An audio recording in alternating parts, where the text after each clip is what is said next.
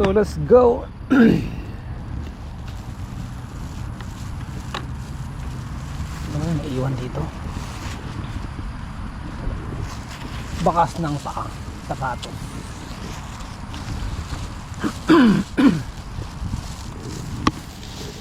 Yung tuntunin natin yung dulo nito. Baka sakaling may grasya doon sa tulo. Nagpe-picnic dito. Parang masarap yung kanilang handa.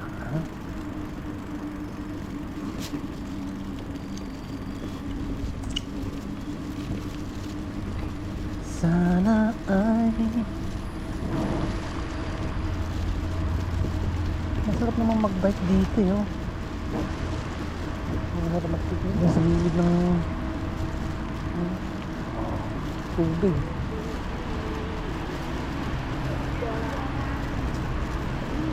Kay sarap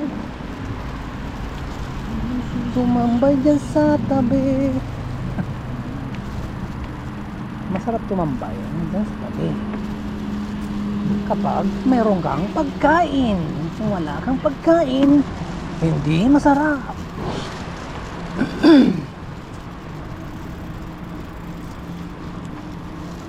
So yun, ang hirap ang sabihin ng aking gustong sabihin dito sa aking lugar na to, na tanggal ko na dito, napunta ng ilang taon, dekada na. Tagal ko napunta dito. Yung po yung gusto, yun po yung gusto kong sabihin, mga kaibigan. Sapagkat na dito na tayo sa dulo, kailangan na natin lumiko. At siyempre mas maganda dumaan sa loob.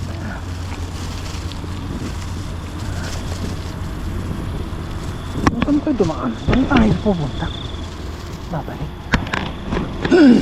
Maganda rin naman sa kalsada. Dito din dumaan. Ayan. Para may iba naman tayo. Ayan. Ayan. Dito po yung daan ng mga kotse, motor.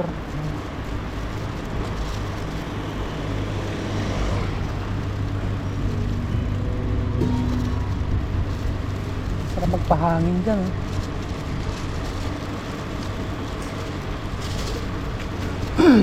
Dito po yan sa Rowers Bay Park, Singapore.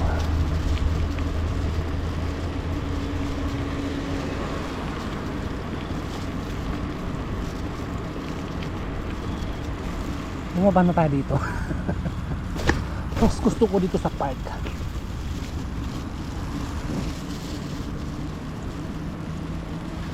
Ayos yun ah. Nagpipainting ng gabi.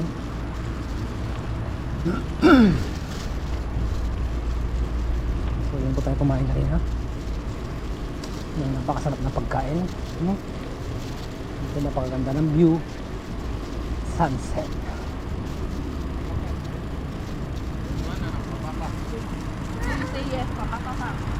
So magtapo muna tayo dito ng pinagkainan natin. Yun o.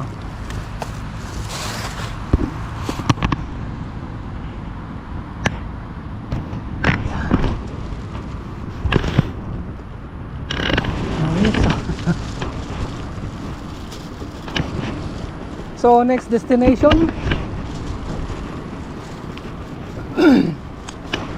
parang ang layo ito sa pupuntahan natin.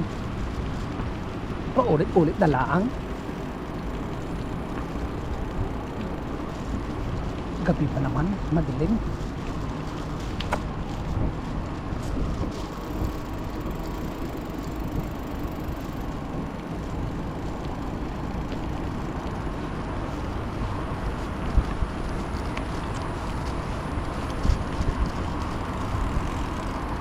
Yung mga daga dito, naghahabulan.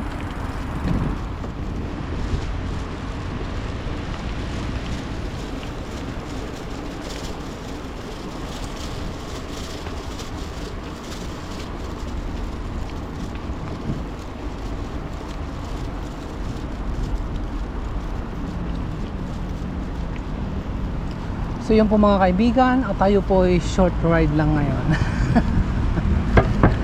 Oh my goodness. Siyempre slow down tayo dito ha. May mga thank you very much. Alright, let's go. Si uncle nakakubad ka na ha. Macho ha. Okay lang macho mo. Okay lang buto-buto.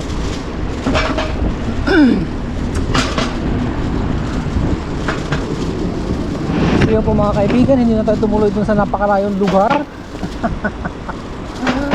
Oh my god. Sa kadahilanan po na medyo masakit ang aking ulo. So yan, maghapon pa ako sa trabaho kanina. Ngayon po ay linggo po ng pagpapahinga, pero nasa trabaho pa rin tayo. Mabuti na po yung nagtatrabaho tayo kaysa makatambay lang tayo sa isang lugar na walang ginagawa, para hindi masayang ating oras. Gugulin na lang po natin sa ating mga paghahanap buhay, nang makatulong pa ng marami sa ating pamilya.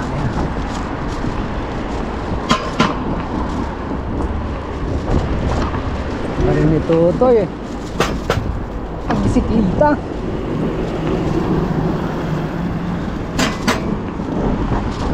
Gusto ko pang nag-rides ako ng malayo, gusto ko naman yung maliwanag, daytime.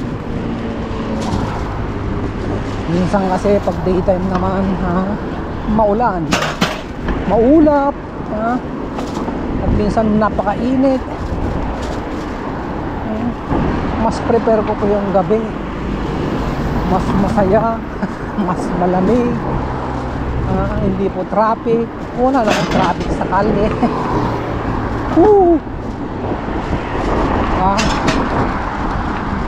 At siyempre para makaiwas tayo sa heat stroke.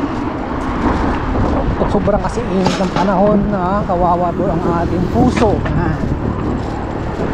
Nag-init po yung ating katawan, kumulo ang ating dugo. Ayan, ang ating puso po, yan po ay tibok ng tibok ng tibok ng tibok, push and push and push and push. Nagtutulak po ng ating dugo para mag-circulate. Siyempre ang ating kidney ay maaring mapasama po sa kanyang gawain. Kasi si puso kapag nagpump yan ng napakalakas, sobra, si kidney po ay kawawa. Kawawa na po pwersa siya na mag-create po ng ihi para linisin po ang ating mga dugo, ang mga lason sa dugo, ang mga toxin sa dugo, at lahat po ng mga hindi natin kailangan sa dugo ay tinatanggal po ng ating pinakamamahal na kidney, ang ating bato. Saan galing po si brother?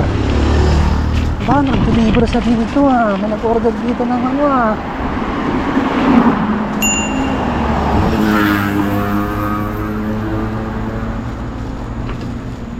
Go.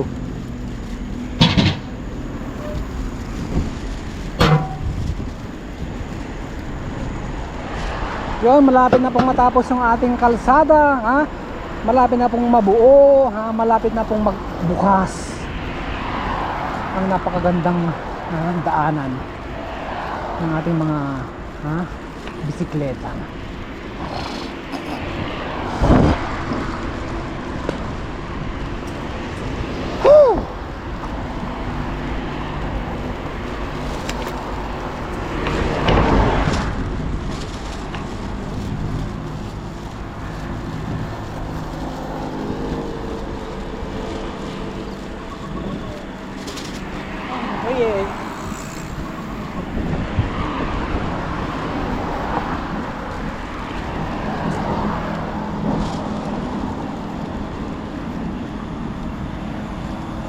yun, dito na lang tayo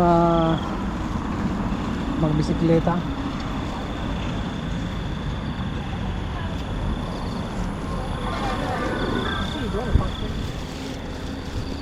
La la la la la la la la la la la la la. Let's go. Kaya pa yan dong.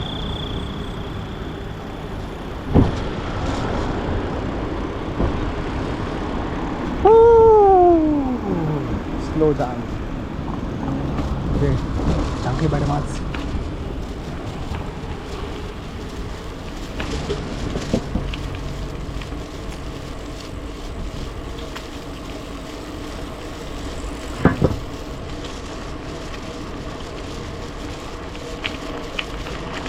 Uy.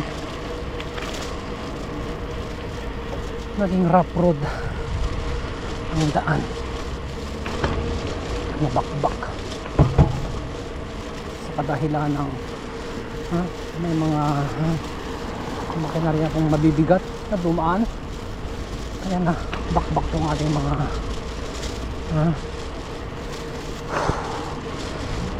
semento sa daanan.